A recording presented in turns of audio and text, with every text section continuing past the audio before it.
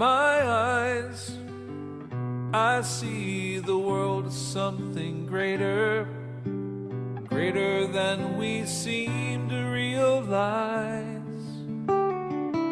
Where there's peace and a love for one another, the world is something greater through my eyes.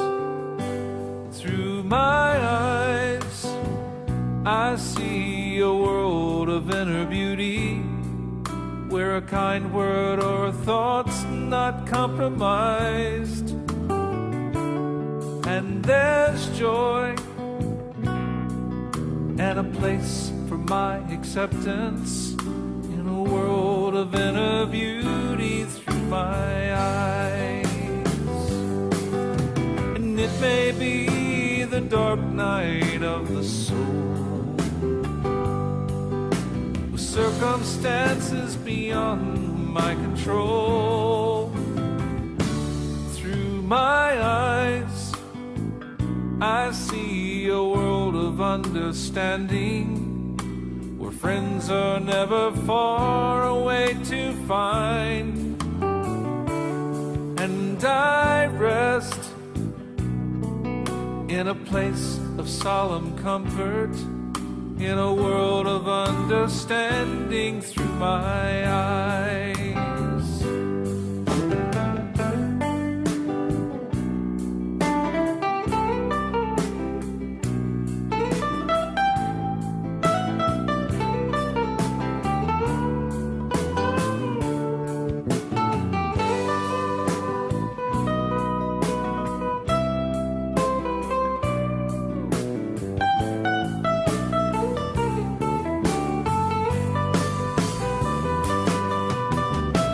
May be the dark night of the soul,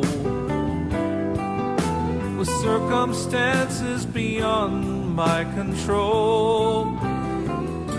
But through my eyes, I see a world without oppression, with a unity and solitary mind. And I choose to love even those who wish to hurt me, even though it's very difficult at times. For the world is something greater through my eyes.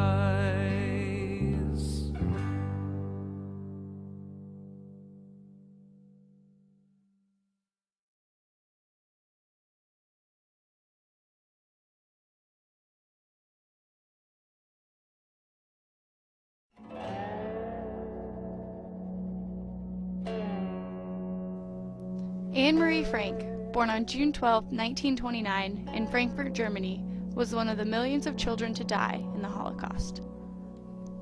For the first 5 years of her life, Anne lived with parents Otto and Edith Frank and older sister Margot. In 1933, the family fled to Amsterdam. Anne arrived in February 1934 after staying with her grandparents. In 1942, the Nazis started to occupy Amsterdam and started forcing Jewish people to death camps like Auschwitz-Birkenau. On July 6, 1942, Anne's family went into hiding. The family lived under the protection of Otto's colleagues, Victor Kugler, Jan and Miep Gies, and Johannes Kleiman, in an attic which was their home and hideout for the next 2 years, where they hid from the Nazis, fearing for their lives. This bookcase was the only thing that hid the door to the attic from anyone that entered the building. Only Otto's colleagues knew what was hidden behind it. The Franks lived with another family, the Van Pels, and a man named Fritz Pfeffer. Victor Kugler, Jana Miep Gies, and Johannes Kleiman helped smuggle in food and clothes to the families and Fritz at a great risk of losing their own lives. While in the attic, Anne liked to keep busy by writing in her diary. The diary helped her cope with the situation in the attic.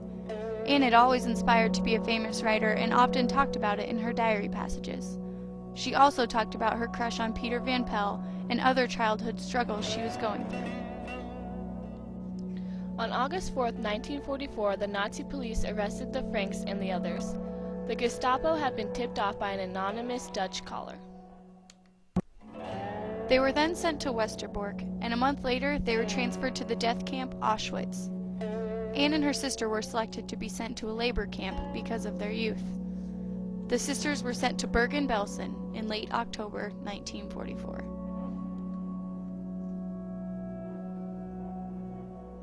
Anne's mom Edith died a few months after arriving in Auschwitz.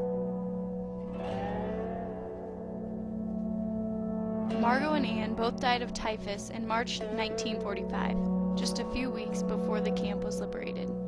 It had been said that Anne gave up after Margot's death and hearing that her father had died.